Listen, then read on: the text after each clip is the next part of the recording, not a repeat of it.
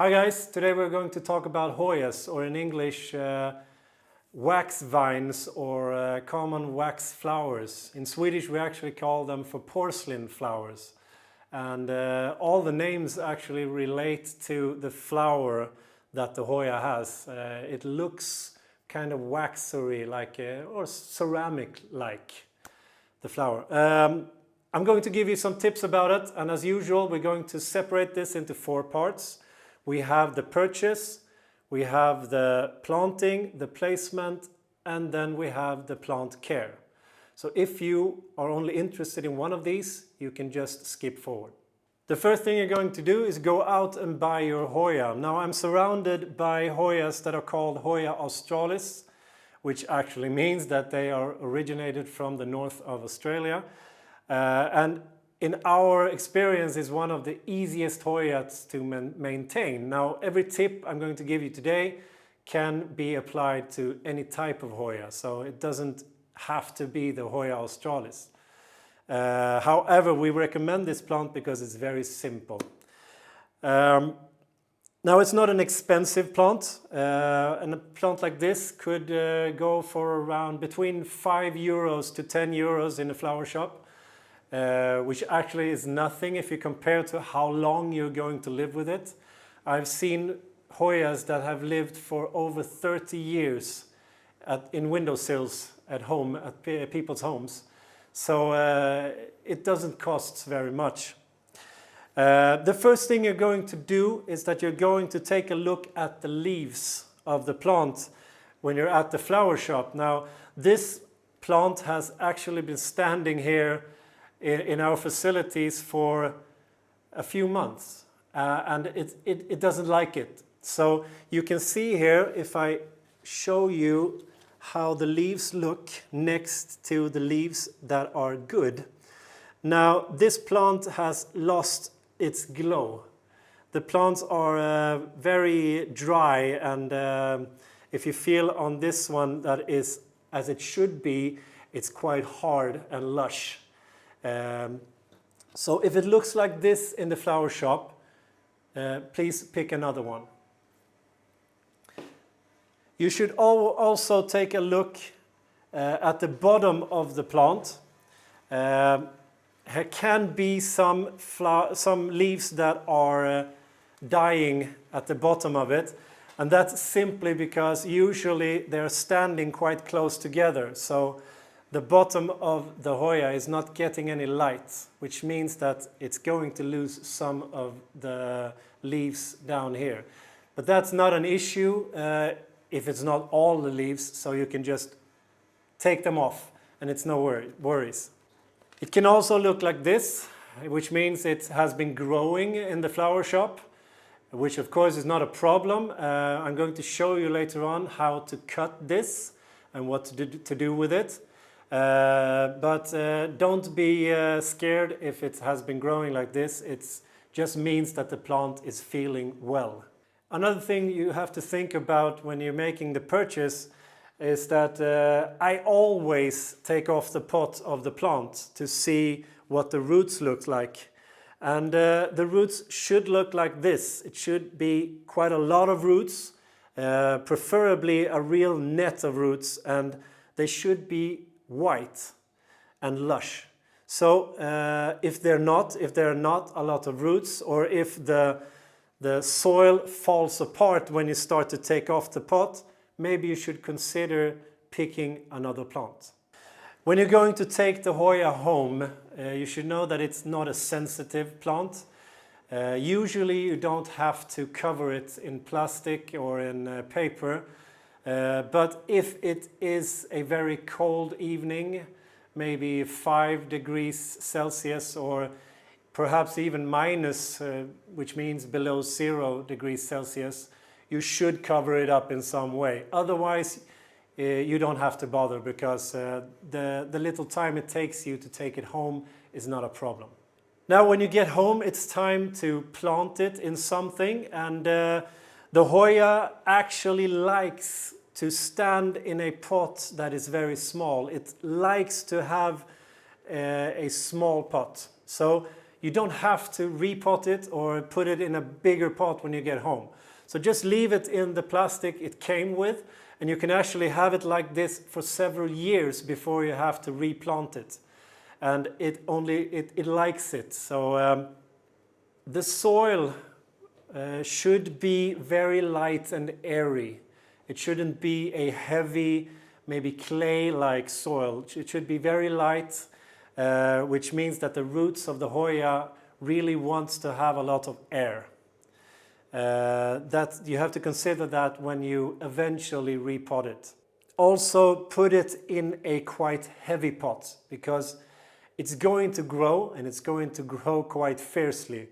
And when it grows and gets bigger, it's going to get quite heavy. So put it in a heavy pot so that it doesn't tip over when it gets heavier. Usually the Hoya comes in a different variety of shapes and forms. It is a climbing plant, which means that it usually climbs on some kind of net or some kind of wire. And that wire can be shaped like a heart or a pyramid or a spiral shape, or there are many different kinds, but it is a climbing plant, which means that it's going to get long climbing stems like this. And after a while you have to either use this climb and just take it around the wire like this, or you can cut it. And we recommend you to cut it quite often, since it's going to be growing quite a lot. So if you don't cut it very often, it's going to get big very fast. How do you cut it? Well, you take the stem like this, you take a sharp scissors, and then you cut it where you want to cut it. You can cut it in between the leaf pairs, and you should cut it about approximately 1 centimeter over a leaf pair. Now I don't want this because it ruins the shape of the plant in this case, so I'm going to cut it right here, like that. Now what you're going to see is that the plant actually bleeds, and this milky substance is a little bit toxic. And so if you know that you have any type of allergies or are sensitive to other types of plants, you should be aware of this and maybe use gloves when you do this. But for most people of us, that's not a problem, not unless you're starting to eat the plant. The Hoya is also quite perfect to put in a self-watering pot. I have one here that's actually my own from my home, and this Hoya has been standing in this self-watering pot for approximately 10 years. So I have never repotted this for over 10 years. And it's actually planted in pumice. That's a volcanic rock that we're going to make a video of later. But this also shows that it can stand for quite some time, and this grows quite fiercely, so I have to cut it maybe 10 times a year because it's getting too big. And when it gets too big, the wire is not going to stand up anymore, it's going to collapse. So you have to cut it and cut it and cut it to make sure that it doesn't collapse. Now, when you have chosen a pot for your Hoya, which is quite simple, as I told you, you have to place it somewhere. And this is easy because the Hoya can actually be placed anywhere in your house. That being said, you should place it close to a light source like a window, because it needs light. It doesn't need a lot of light, but it needs light, at least if you want it to grow a flower. And it will flower one till 2 times a year, and you should know that the flower is going to have a bit of a scent that can be quite strong, and it's going to be strong in the morning and it's going to be strong in the evening. So during the day you might not even feel it, but in the morning and the evening you're going to feel the scent of the flower. If you don't like that scent, and if you only bought the Hoya for the shape or for the color of the leaves or because you like it, then you can cut off the flowers. That's not going to harm the plant. So if you don't like the scent, take off the flowers. Don't let it flower. When you place it, the only thing you should really think about is not to place it straightly in the southern window, because if it gets too much sun, the leaves are going to get a little bit yellow and is going to lose the glow and the waxery surface of the leaves, like we have here. It's going to look quite like this.